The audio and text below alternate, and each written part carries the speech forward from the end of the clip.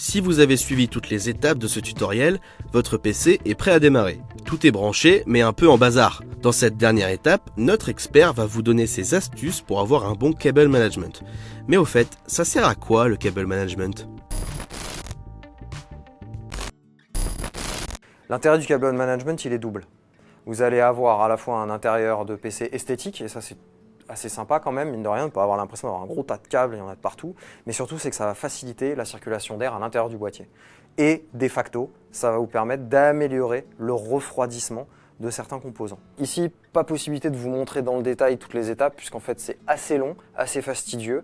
C'est peut-être l'une des étapes les plus fastidieuses finalement du montage, il faut se dire qu'il faut dégager absolument l'intérieur du PC du maximum de câbles possible. Alors, bon, vous allez me dire, pas facile de, par exemple, se débarrasser des câbles du water cooling, puisque bon, ils sont un petit peu omniprésents. Effectivement, les faire passer derrière la carte mère, c'était pas possible. Néanmoins, il y a tout un tas de câbles qu'on est arrivé à faire passer à l'arrière de la machine pour éviter qu'ils viennent obstruer finalement l'avant et donc le circuit d'air. C'est aussi beaucoup plus propre, donc c'est quand même plus sympathique. Parmi les premiers conseils que je vais vous donner, c'est d'acheter des serre-câbles. Beaucoup de serre-câbles, ça peut paraître bête comme ça, mais ça ne coûte pas grand-chose. Vous allez en utiliser beaucoup jusqu'à arriver à avoir une optimisation certaine de votre rangement. Et vous n'allez peut-être pas en utiliser beaucoup à l'intérieur, mais par contre au dos de la machine, oui, vous allez en utiliser pas mal. Et je vais vous montrer pourquoi.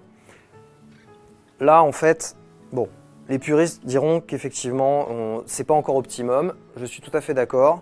On peut encore travailler dessus. Néanmoins, dans le temps imparti, on a fait avec ce qu'on a pu. Et donc, on voit qu'en fait, il y a beaucoup de câbles qui ont été solidarisés entre eux grâce à ces fameux petits serre-câbles qui permettent de regrouper et plaquer finalement le plus possible les câbles au dos de la carte mère. Quand je vous parlais de faire passer un maximum de câbles au dos de la carte mère, je pensais notamment à tout ce qui est ventilateur. Là, vous voyez, il y a tout le dispositif de refroidissement qui est lié au water cooling, le branchement des ventilateurs sur la carte mère. Tout est là pour éviter que ça s'amalgame en haut et que ça forme un petit brouhaha de câbles pas très joli.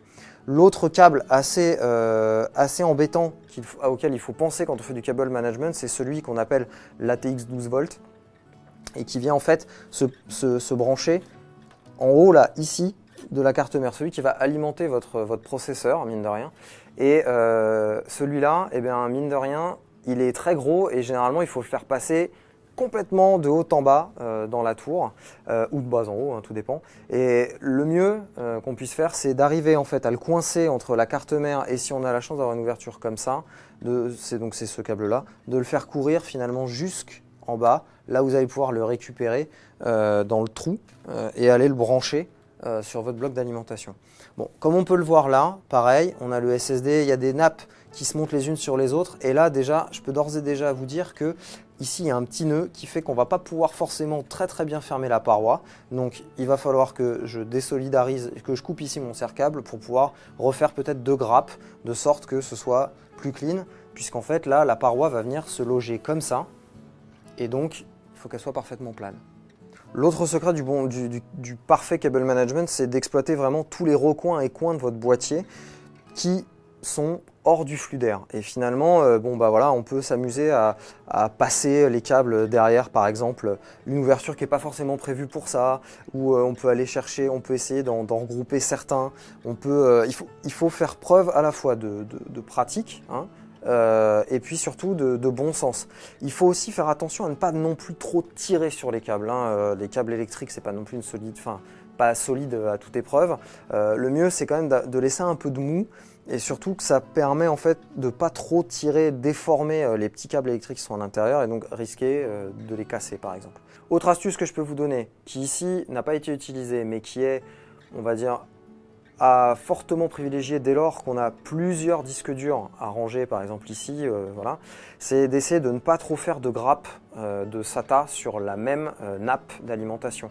Le mieux, c'est quand même 2 disques durs par nappe, même si vous avez 4 prises, 2 disques durs par nappe, c'est bien. Il faut quand même penser que votre bloc d'alimentation, même s'il est de très bonne qualité, mieux vaut répartir la charge plutôt que de charger certains rails composants qui sont présents à l'intérieur. Mieux vaut un peu répartir la charge, c'est beaucoup plus intelligent. D'accord, ça vous rajoutera des câbles. D'accord, vous aurez obligatoirement des serre-câbles à utiliser en plus et à manager 1 ou 2 câbles en plus, mais Voilà, on va dire pour la stabilité électrique de l'ensemble, moi c'est le conseil que je peux vous donner, j'ai toujours fait comme ça et j'ai jamais eu de soucis. Maintenant, voilà, il y a plusieurs méthodes, il n'y a pas une école, il y en a plein. Et c'est aussi à vous, en montant votre PC, d'apprendre et puis aussi de trouver vos propres techniques pour finalement trouver ce qui vous va le mieux et surtout ne pas avoir peur de gaspiller des serre-câbles et tout recommencer. Voilà, nous arrivons au terme de notre tutoriel comment monter son PC. On n'est pas peu fiers puisque la machine a bien démarré sur le BIOS, il n'y a pas de problème. Maintenant, il ne reste plus qu'à installer Windows. C'est la fin de ce tutoriel, il ne vous reste plus qu'à installer votre système d'exploitation et à profiter de votre PC monté par vos soins.